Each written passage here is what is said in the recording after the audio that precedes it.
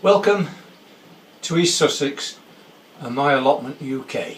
There's been no improvement on weather this week. Last week started with recording the A-roll through Storm Kyra, and this week we're recording the A-roll through the remnants of Storm Dennis. I have to mention Calder Valley, a place that I came from and know very well. It got hit very badly with Storm Kyra, and things aren't looking good for Storm Dennis neither. I just want to point out to you that most people will not have heard of the place called Mythenroyd in the Calder Valley, but it's the place where Bramwell Bronte worked. He worked in the office at the Mythenroyd railway station, and he walked across from Haworth and back every day, and in that journey he would pass a place called High Wythens, and you will know High Wythens as Wuthering Heights. The point I'm making is that this area is used to bad weather. If you want to think of a stormy Yorkshire, think of Wuthering Heights. Yet the storms that we're receiving now, the levels of rain, are a lot higher than what's ever been experienced there before. We've got to do something. We've got to start building flood defences seriously, and we've got to start putting the trees back up onto the moors. Not many people are going on those moors, but when you get this type of rain and flooding, you get landslides and the peat gets exposed, it deteriorates, and that's a detrimental effect onto the environment. Okay, speech over.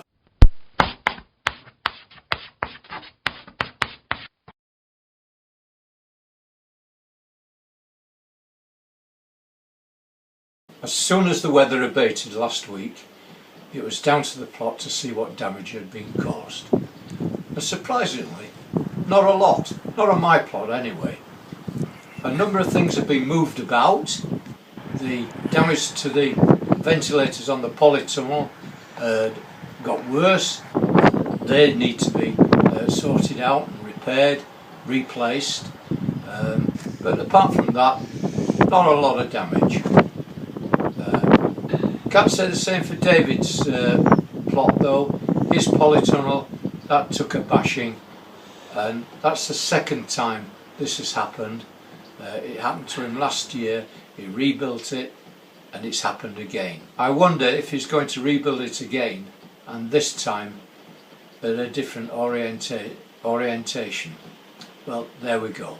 But of course, the first thing that I do when I get to the plot is see how the onions are doing, and from last week, yes, they've perked up, and I'm rather pleased. You remember last week I also took the gate frame to site, and I transcribed a dimension of its height. Well, that went back home, and I immediately turned it over on its side, and I transferred those marks and reduced the gate to its working height. I collected the infill panels that I'm going to use to infill the gate with, and I started off by squaring one end on them so I could then cut them to size. You'll notice that there's an awful lot of sawdust flying around, and this is due to the fact that because of the wet weather, my wife can't hang the washing out in the garden, so we have to use the dryer. And if I've got the dryer, the fridge, the lights, the overhead saw working, there's just not enough power. The trip switch to the shed goes to the vacuum that operates the extraction plant that I've got, and I've just got to put up with it. The trouble is, there's a shortage of face masks at the moment. I don't know why that is. Maybe there is a reason for that. Something called coronavirus. Anyway, let's move on. A couple of disadvantages in using pallet wood is hidden nails. Pallets are sometimes rebuilt and the old nails are cut off and left in the wood. The timber has to be searched thoroughly, and any found have to be removed. And the second disadvantage is using pallet wood is labour intensive. It is because of the damaged hidden nails is why I don't use pallet wood on my surface thickness planer. Machining a set of replacement blades overrides the savings made on using pallet wood. And as an aside, this base demonstrates some styles of kitchen doors I can produce. Reduction not shown as method used is not good practice. It was a safe method, but let's leave it as an error and move on. A smaller machine which just does surfacing, and I restrict this one's use to pallet wood. The blades are cheaper on this machine.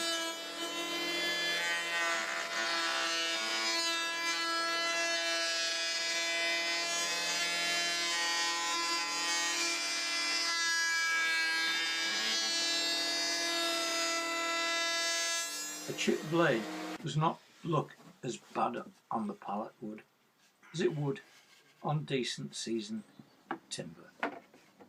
Infill's planed.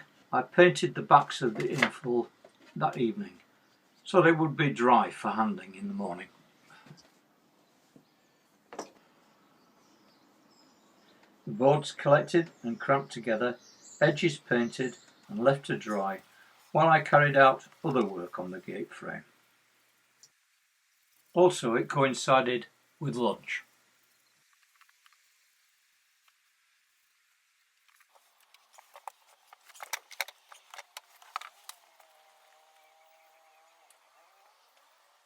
The second-hand piece of inch by inch lap was sanded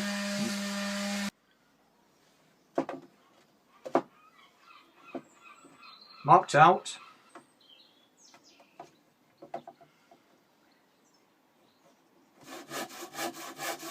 cut to size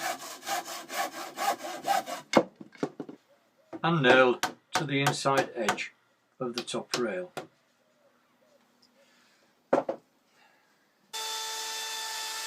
The inside arris of the gate frame was routed to a 45-degree bevel.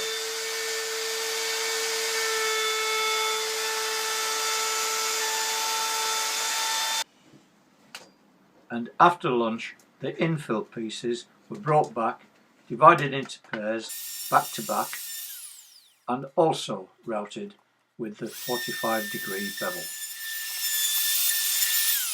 Routering in pairs gave a larger surface area for the router's base plate to operate on. The infill panels were positioned into the frame of the gate.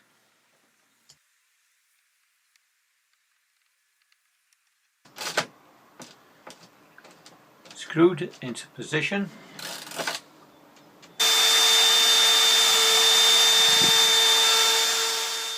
external edges rounded over,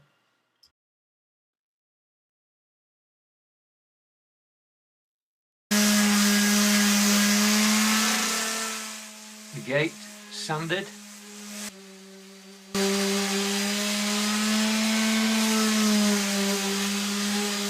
and given its first coat of paint.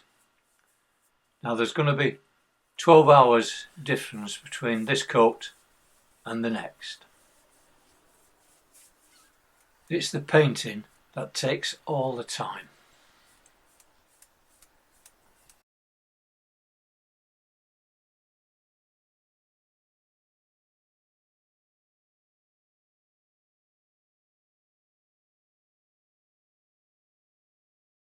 That brings me to the end of this week's upload. Hope you enjoyed it. If you did, thumbs up would be nice. If you've not already done so, please subscribe. But to get further notification of other uploads, please ring that bell. And it just leaves me to say, take care and bye.